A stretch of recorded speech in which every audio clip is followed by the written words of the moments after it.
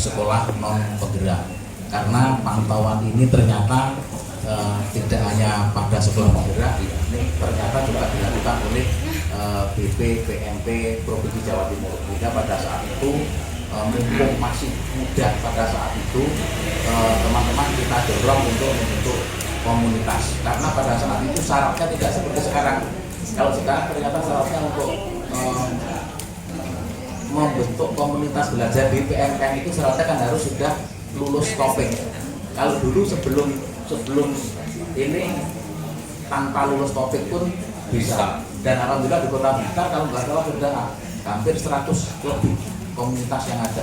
Mulai dari komunitas KKG masing-masing kelas, dan juga komunitas MGMP, komunitas kelas awal, komunitas kelas tinggi itu juga ada.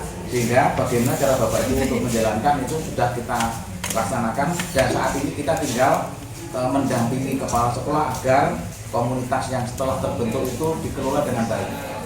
Beberapa sekolah bahkan sudah berhasil melaksanakan webinar, dan yang menjadi keterkejutan teman-teman, awalnya webinar itu maunya hanya dilaksanakan di internal Kota Blitar saja, tetapi setelah kita upload di webinar di PMN itu ternyata belajarnya itu jam 1 sampai jam 2.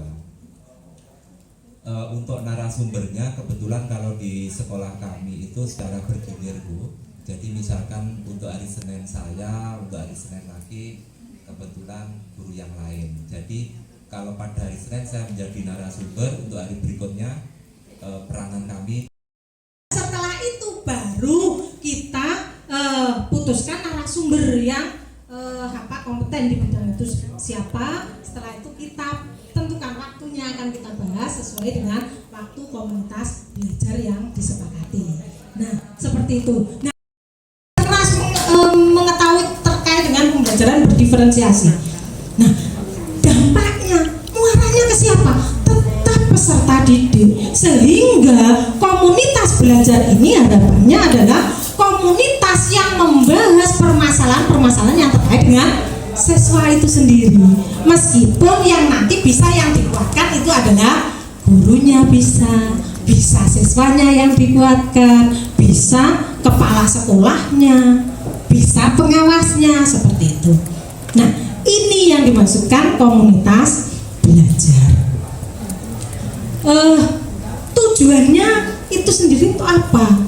Nah, seperti yang kita ketahui sebelumnya bahwa komunitas belajar itu tadi kan dampaknya semuanya muaranya kepada peserta didik. Maka tujuan komunitas belajar ini untuk apa? Untuk meningkatkan kemampuan atau kompetensi diri. Kombel daring yang biasa jenengan ketahui dengan PMM itu kombel daring. Nah, kombel antar sekolah bisa jenengan lakukan pada waktu jenengan bertemu dengan guru-guru atau tenaga pendidik yang berasal dari luar sekolah jenengan, berarti bisa KKG, bisa kalau kepala sekolahnya berarti KKS, nah bisa MGMP, nah itu musyawarah guru, mapel dan seterusnya. Lakukan itu sesuai, cocok bila diterapkan di sekolah yang lain, tetapi minimal itu dapat memotivasi, oh ngono kena ya, oh ternyata itu bisa dilakukan ya, apakah itu nanti bisa saya lakukan di sekolah saya, apakah itu sesuai dengan kondisi anak-anak didik saya, melaksanakan berbagi praktek baik apa, misalkan melalui seminar, webinar, kombel-kombel kita. Sebagai ilustrasi Bapak Ibu, saya memiliki grup, misal ya, grup di WA grup. Kan tadi ada kombel daring ya, kombel daring. Selama ini saya yakin Bapak Ibu itu udah banyak banget grupnya nggak? Nanti di beberapa kegiatan yang dilakukan di kombel, nah itu ada 3 ide besar ya pengelolaan komunitas belajar. Fokus utamanya itu adalah pada pembelajaran. Tadi karena kita ingin meningkatkan kualitas pembelajaran ya, fokus utamanya pada pembelajaran. Kemudian yang kedua, membudayakan kolaborasi dan tanggung jawab kolektif. Ya, artinya kita bersama-sama.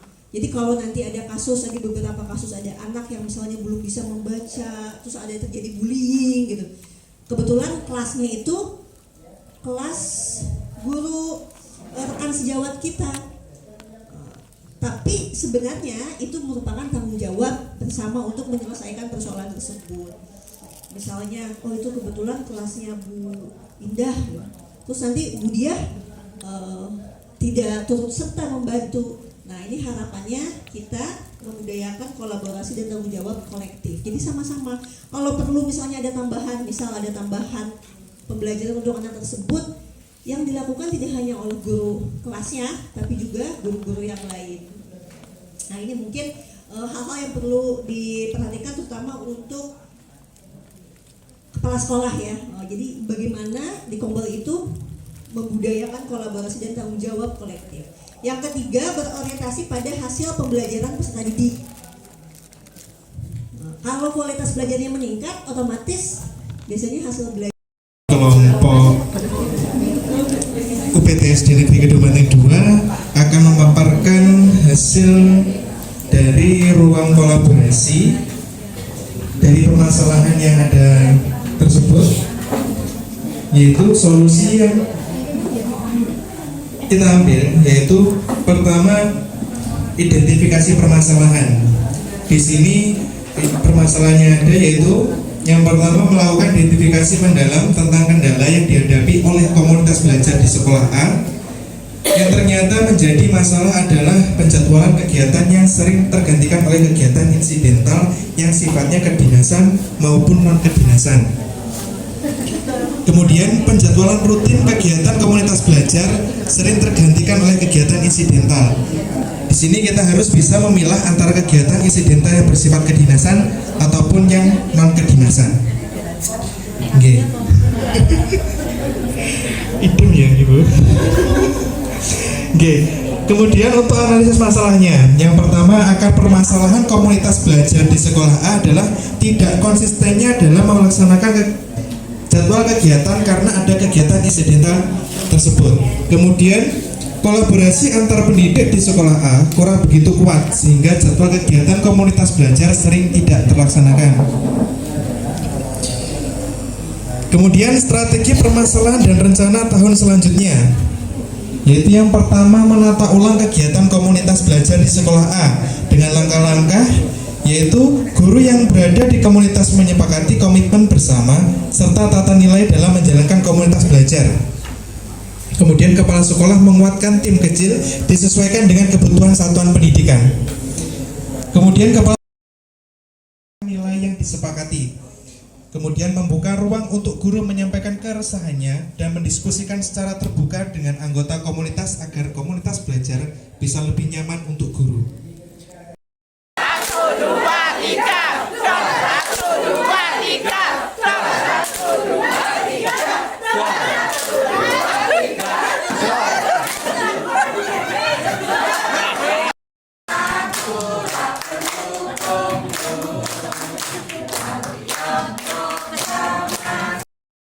saya bisa berperan sebagai mentoring gitu, seperti itu. Kemudian coachingnya itu saya akan menggali